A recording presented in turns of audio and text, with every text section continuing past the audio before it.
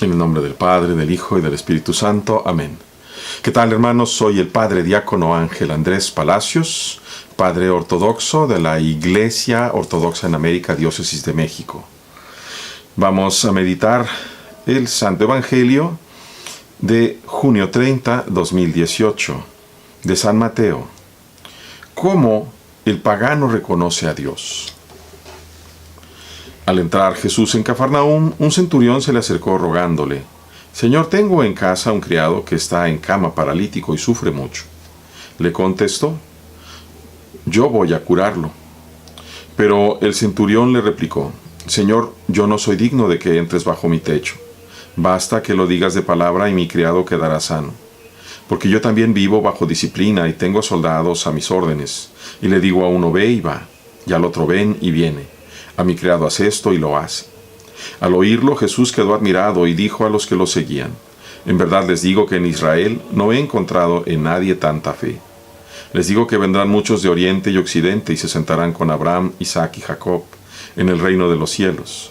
En cambio, a los hijos del reino los echarán fuera a las tinieblas. Ahí será el llanto y el rechinar de dientes». Y dijo Jesús al centurión: «Vete, que te suceda según lo has creído». Y en aquel momento se puso bueno el criado. Al llegar Jesús a la casa de Pedro, vio a su suegra en cama con fiebre. Le tocó su mano y se le pasó la fiebre. Se levantó y se puso a servirle. Al anochecer le llevaron muchos endemoniados. Él con su palabra expulsó los espíritus y curó a todos los enfermos, para que se cumpliera lo dicho por medio del profeta Isaías: «Él tomó nuestras dolencias y cargó con nuestras enfermedades». Palabra del Señor. Gloria a ti, Señor Jesús. La pregunta sobre la cual voy a predicar el día de hoy a todos ustedes, queridos hermanos, es esta: ¿cómo es que el pagano reconoce a Dios? Los hijos del reino, es decir, los israelitas, no lo pueden reconocer. No lo pueden reconocer porque no lo quieren reconocer. Cuando el corazón se endurece y se cierra el ojo porque no se quiere ver la mano de Dios en las obras, entonces se actúa con prepotencia, queriendo apagar las luces que Dios ha prendido. Y eso es imposible de hacer, porque cuando aquel que rectamente hace o intenta hacer la voluntad de Dios es atacado por otro que no viene de Dios, se encontrará con la mano de Dios que le protege. Tengo que hacer referencia a San Juan capítulo 6, cuando en ese llamado discurso eucarístico el Señor les dice: «No murmuren, nadie puede venir a mí si antes mi Padre no se los concede». ¿Cómo nos concede Dios el poder acercarnos a Cristo? Actualmente tenemos una costumbre desafortunada, y digo costumbre desafortunada porque en la gran mayoría de los lugares simplemente se bautiza, y no se toma el cuidado de enseñar, porque el bautizar tiene que ser la parte de la conversión. Y eso no quiere decir tampoco que esté de acuerdo con aquellos hermanos que dicen que tienen que bautizarse a las personas siendo ya mayores. No, nosotros damos lo mejor a nuestros propios hijos, por eso los bañamos, por eso les damos de comer. No nos vamos a esperar hasta que estén grandes porque se mueren. Sin embargo, la práctica, sobre todo de la divina liturgia, va mostrando, y en el caso de los hermanos de la Iglesia de Roma, hace falta precisamente una profundización en lo que es la fe. Aquellos que piensan que ya conocen a Dios y no lo conocen, corren el riesgo verdaderamente de ser como estos hijos del reino, como los israelitas, porque es una historia que se repite y se repite.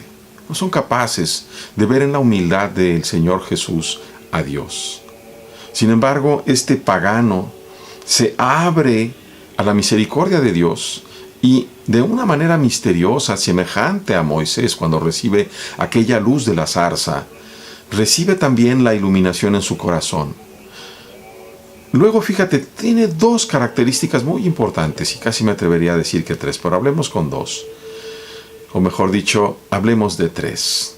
La primera, él va a pedirle a Jesús, no para sí mismo, ni siquiera para su propia carne, como sería con una familia directa de él, sino va a interceder por uno de sus criados. primera caridad. Después, cuando escucha que el Señor le dice, voy yo a sanarlo, y él se reconoce indigno. Yo no soy digno de que tú entres bajo mi techo. Y tercera cuestión, tiene una absoluta confianza de que Dios, que lo ha escuchado, le va a conceder, tan solo con que lo digas de palabra. Él se merece este hermosísimo elogio del Señor.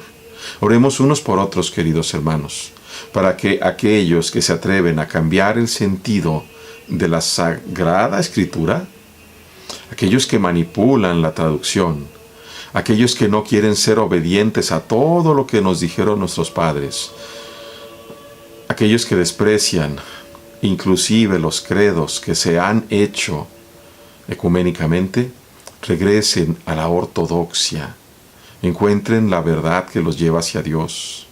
Oremos para que todos seamos iluminados, incluido yo que soy un pecador, el primero de muchos.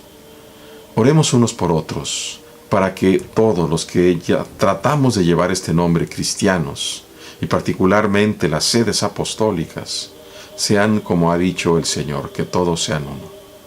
Y que Dios, en su infinita misericordia, derrame su bendición sobre todos nosotros.